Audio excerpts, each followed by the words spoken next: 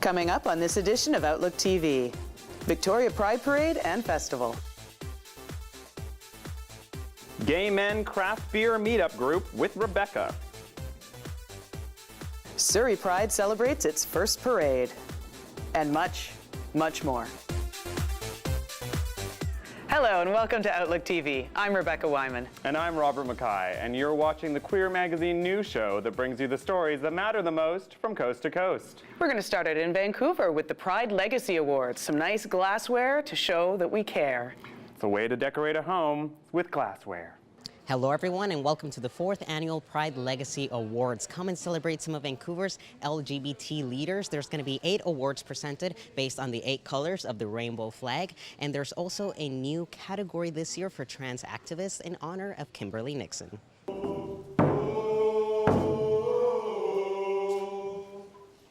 Legacy Awards honor people in the queer community for being activists and volunteers and really creating a sense of community. So we have 8 different categories that represent the different colors of the rainbow flag, and they all stand for different areas like sports or art or creating safe spaces. We have a Lifetime Achievement Award, and this year we have a new award called the Trans Activist Award, so we're really excited about that. All the people who were nominated do incredible things for our community, and hopefully it inspires everyone to just remember if we each do one little thing, we can all make a difference. Our theme for Pride this year is Better Together.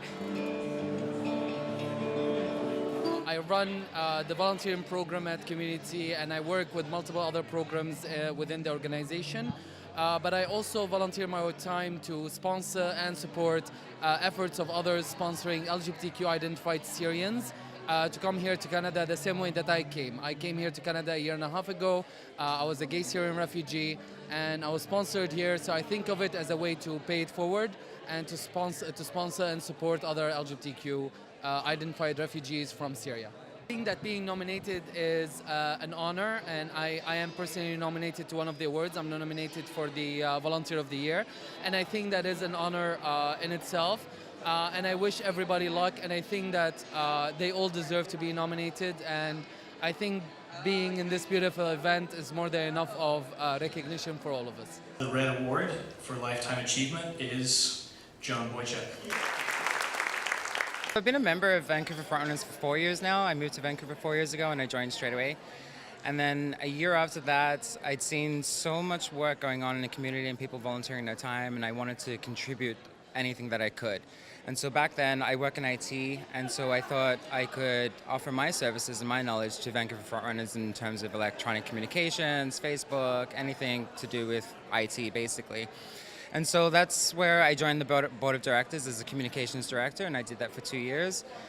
In doing that, I was also communicating and promoting Pride Run and Walk.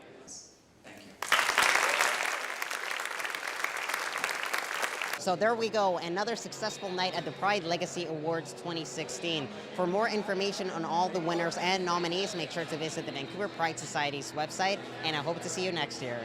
Gay men and craft beer? Tell me all about it, Rebecca. Why isn't this cocktails? Well, because beer is amazing. For one.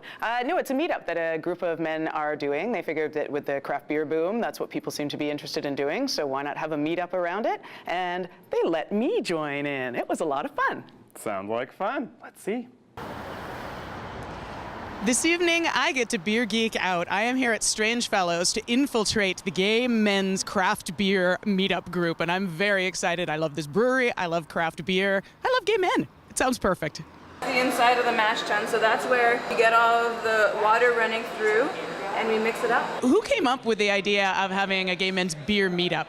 Well, it wasn't us. There are three people. We co-founded the group together, me, Fred, and Jim. We all met in London, UK. In a similar group. We sort of realized that we were going to be back in Vancouver late last year, around the same time. So we decided when we all got back, we would set up a similar group because we all had so much fun in London with the Gay Beers group there. So we've been going for about 7 months. We're almost at 200 members now, which surprised us. We didn't expect it to grow so quickly. But now with all these mobile apps, Grindr, Scruff, people don't go out as much as they used to, but they still want to, and I think that's why our group has done so well. What do you suggest for people who are just getting into beer, is this a really good group to be a part of? I knew nothing about craft beer, and I didn't like regular beer. So it's a learning experience. Sometimes we have tours of the breweries we go to, but it's always different. Every brewery is different, and the number of breweries in Vancouver is so extensive, we'll never run out of places to go. You are brand new to Vancouver. Yes, this is my fourth week here. I came here from England and via Los Angeles, via Spain, so yes. And I'm very excited to be here. Yeah. I'm trying beer for the first time in Vancouver, so this is the place. So that's a lot of firsts in one night, and they're a very friendly, welcoming group? Very welcoming, yes, very welcoming. I'm sure I will be joining in other meetings and meeting some of the fellows here and maybe make more friends. What would you say to somebody who's thinking of joining this meetup? I would definitely invite them to come and come and see what it's like, and if you like beer or just want to chat, you don't even have to drink. I would come. Because the people are very open and you get so many diverse group of individuals, so why not? Real ale or craft ale? Real ale or craft ale? I'd probably have to say craft ale. I like hoppy beer. If you would like to meet up with this great group of guys, go to meetup.com, look for craft beer and gay men, and you will find them. For Outlook TV, I'm Rebecca Wyman. We're going to have to take a little break now. And I'm going to go figure out what this beer thing is. Craft beer. Craft beer. Craft beer. Ladies and gentlemen, boys and girls, welcome to the first annual Surrey Pride Parade.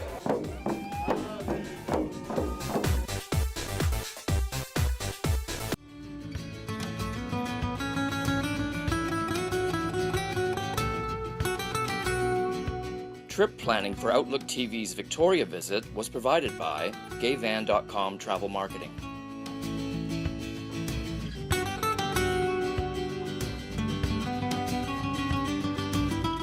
While in Victoria, accommodation for the Outlook TV crew was provided by the Fairmont Empress Hotel.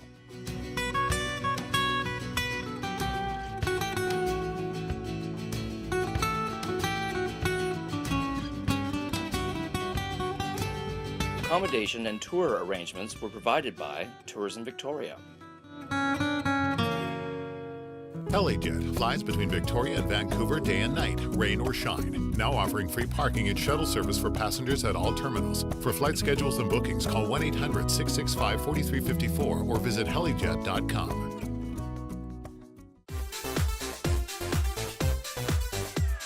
Welcome back. You're watching Outlook TV. We're going to Surrey for their first ever Pride Parade. And I hear that we have some new fresh meat on the scene. Well, we do. We sent a new reporter, Nathan, out there. It seemed appropriate. New reporter, go to the first Pride Parade in Surrey. Perfect match. Sounds good. Ladies and gentlemen, boys and girls, welcome to the first annual Surrey Pride Parade.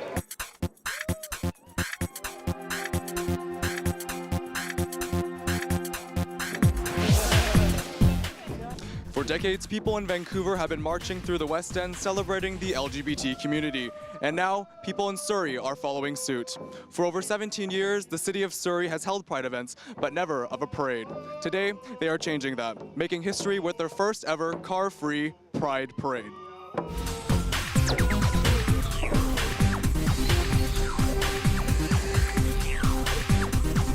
This is the very, very beginning. It's kind of exciting. It's kind of really scary.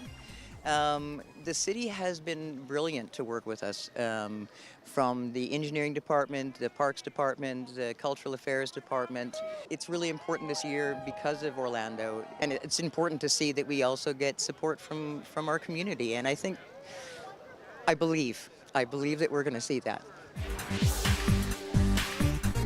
Great to be here to represent this historical day for Surrey, their very first Pride Parade, and I was also in Vancouver's very first Pride Parade, 1981.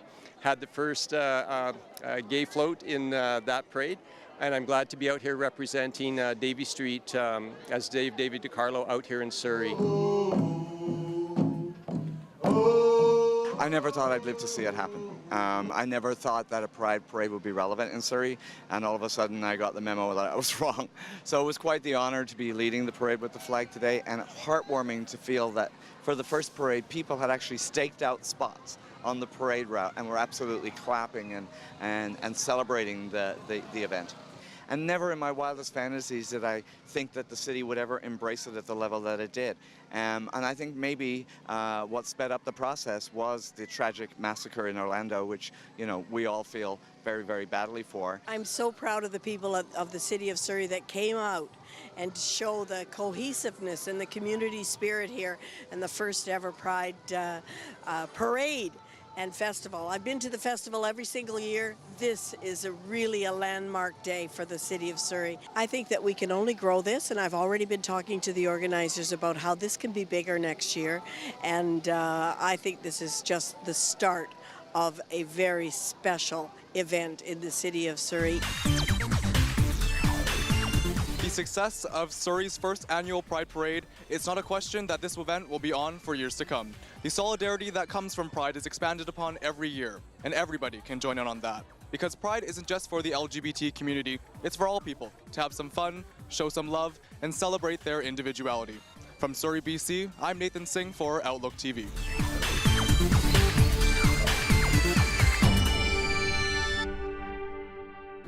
Robert, you are too young to remember the Stonewall riot. Heck, I'm too young to remember the Stonewall riot. And I'm too old to remember yesterday. But I do know that they were celebrating the Stonewall riot at the Queer Arts Festival. Let's check it out. We're at the Roundhouse Community Centre in Vancouver for the opening gala of Queer Arts Festival 2016. We're here to find out what it's all about. The theme, Stonewall was a riot. Can you speak to that? Stonewall was a really important, it's seen throughout the world pretty much as a beginning, although I think the gay pride movement did start before that, but it's a galvanizing moment. The Leatherdykes and the trans folk and the drag queens got together and fought back for 3 days against the police and against brutality, and it was a very important time. Stonewall was a riot, and a lot of people think it's just gay pride. It's a party, but it was actually a riot. It was a 3-day riot. What I really wanted to do was to make an exhibition that dealt with the contradictory emotions of queerness, because the very language that we use to describe ourselves is a language that was actually promoted by police and psychiatry as a means of discriminating against us. So this is all about the refusal of binary categories.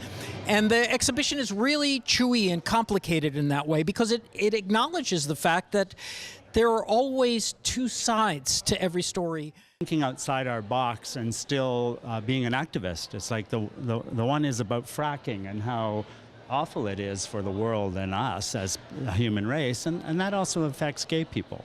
And so it's important that we not only pay attention to our own issues, and especially lately, how important it is that we do that, because I don't think the next generation are aware that we fought for all of these rights and civil liberties, and they can take that away with just a sign of a pen, and it's gone. 1990s, where I started to do still lifes that were a takeoff on of a pop art trope of the still lifes by Tom Wesselman. In mine, HIV medications are placed with products because I have these ambivalent feelings about living in the age of the AIDS cocktail. On the one hand, I'm glad that these drugs are there and keep me alive. On the other hand, I'm very aware of the billions that are made by the pharmaceutical industry.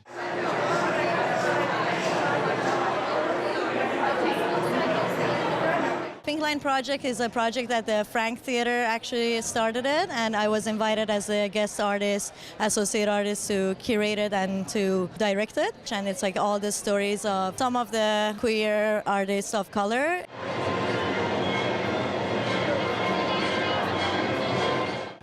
For Outlook TV, this is Angus Pratt at the Queer Arts Festival opening gala in Vancouver.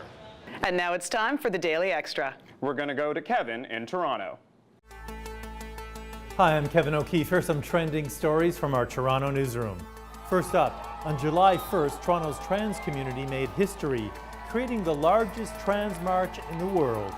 I love that it's a chance to be with people who are like me, and I feel supported, and I feel courageous and brave, and I just feel love and safety and just so much.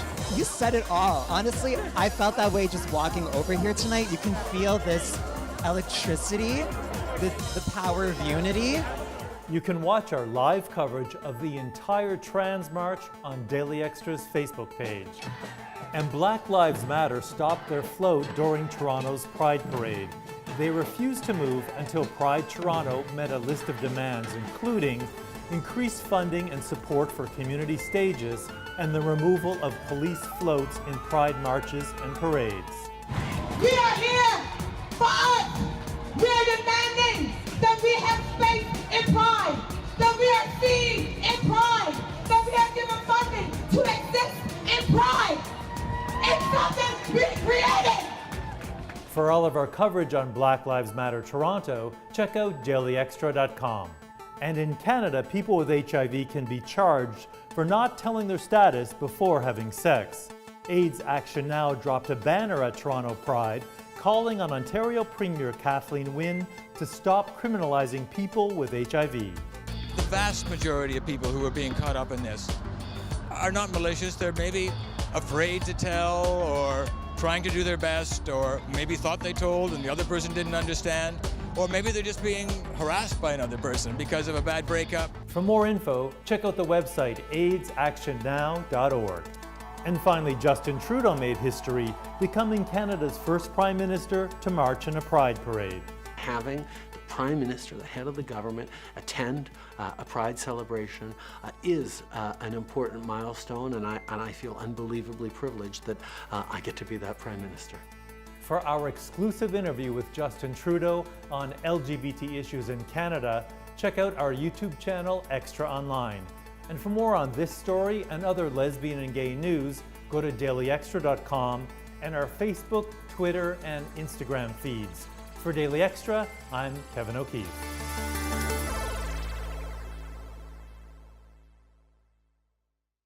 We're going to have to take another little break now.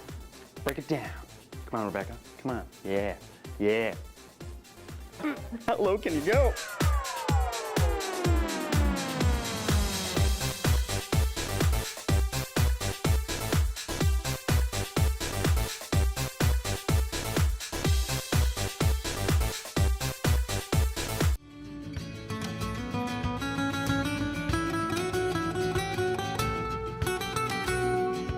Trip planning for Outlook TV's Victoria visit was provided by gayvan.com Travel Marketing.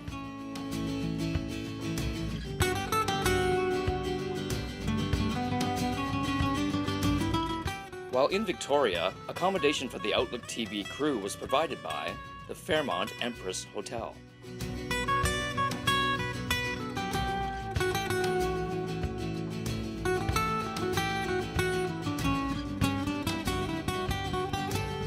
Accommodation and tour arrangements were provided by Tourism Victoria. HeliJet flies between Victoria and Vancouver day and night, rain or shine. Now offering free parking and shuttle service for passengers at all terminals. For flight schedules and bookings, call 1-800-665-4354 or visit helijet.com. Welcome back. You're watching Outlook TV. The queer art scene is simply exploding with arts festivals, and we've got another one in Toronto called Nuit Rose. Hello, my name's Kelly Crawford, and I'm here with Mia for Nuit Rose 2016 at the 519 in downtown Toronto. Can you tell me a little bit about the festival? Definitely. So Nuit Rose is the premier queer arts and performance festival in Toronto. This is our third year running now, and it's a huge year for us. This is the first time that we actually put on a contest, so lucky for you, Mr. Kelly. So as you know, Kelly here is the winner of the Artistic Selfie Contest for Night Shift to Nuit Rose 2016, and he's going to be touring around with us to a couple of the main sites for Nuit Rose. We're going to look at some amazing art, meet some great curators and artists, and have a lot of fun on the art bus. Looks like the bus is here. Let's go look at some art.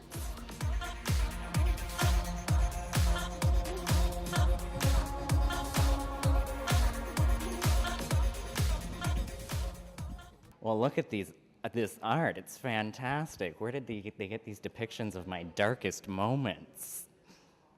Sarah Hunter, Nighttime Ramblings, painting of Grace Jones. I'm not sure who this is. Ginger, Gilligan's Island. And this is Wonder Woman. Oh my goodness, it's so good. All right, so here we have some more art. It's very urban. I love it. It's kind of like, you know, walking down an alleyway, fearing for your life.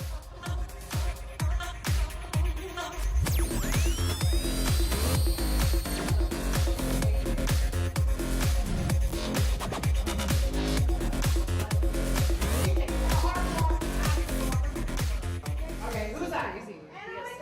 And who's sitting beside her? I have no idea. Donna. Donna Karen.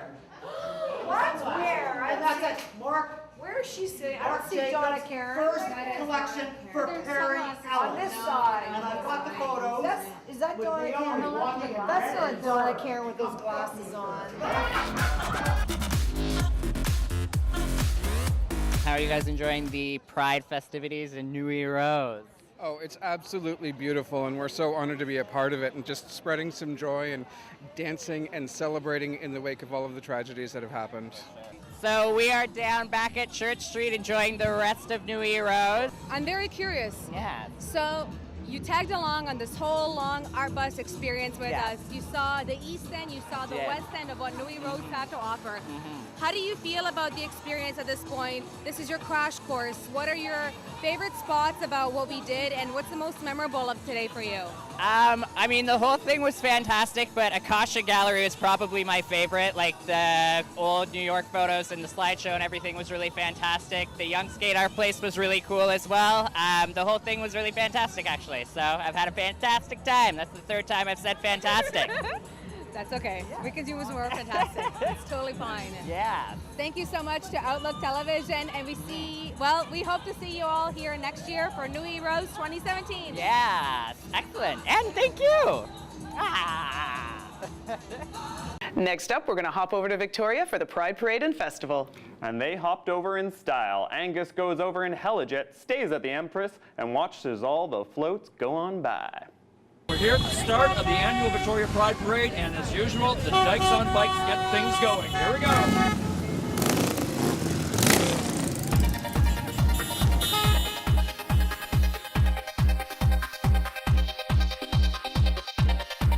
Victoria had a picnic in the park in the 80s.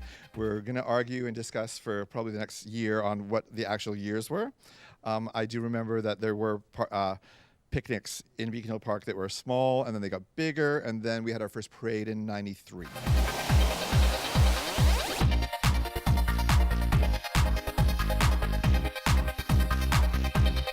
Jean is 84 years old, and she came out 4 years ago. Wow, congratulations, James.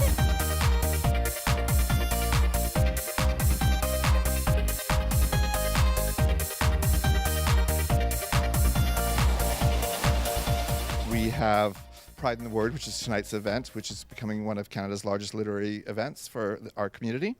And we have a sunset boat cruise. And I know with these we have a dog walk that's developing really quite well. And Cabaret, which is one of our major fundraisers done by Husk Gabor, which was very successful. And last night, Sean Dorsey danced from San Francisco, which was a first, and I heard it was spectacular. I didn't get to go, and I'm really upset about that. I've heard nothing but great things.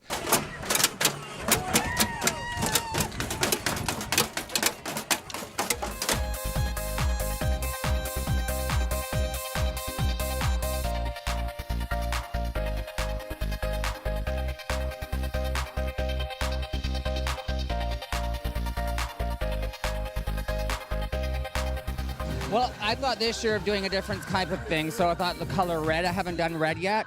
And then my designer came up with the Firebird. I was creating our float. I created all the mushrooms, the flowers, everything. So normally I make all my costumes, but this year what I did was I ordered pieces in, put it together, and then I embellished it more.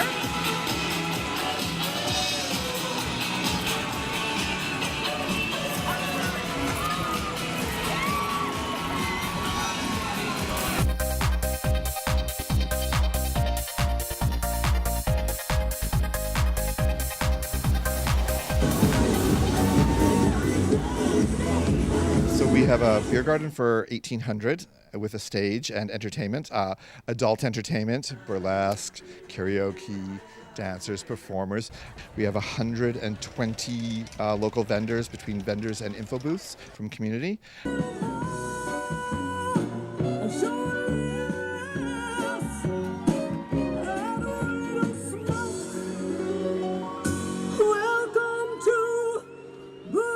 So we're dressed in our burlesque costumes, and we are like the owners of the nightclub, and the people who are dancing behind us as our dancers for the nightclub. So we're owners of the nightclub theme. This is my 12th year. Wow. Yeah, so but I think nobody else wants the job. Right? But yeah, you've really taken this and grown it to what it is today, which is amazing. Like, congratulations on that. Thank you very much. I do have a master plan. Once we have X amount of dollars in the bank, which will be this year, for what I call the rainy day fund. Once that's put away, any money that we make extra in the next years to come, I'm going to sink into bursaries, education bursaries. Fantastic. That's my master plan.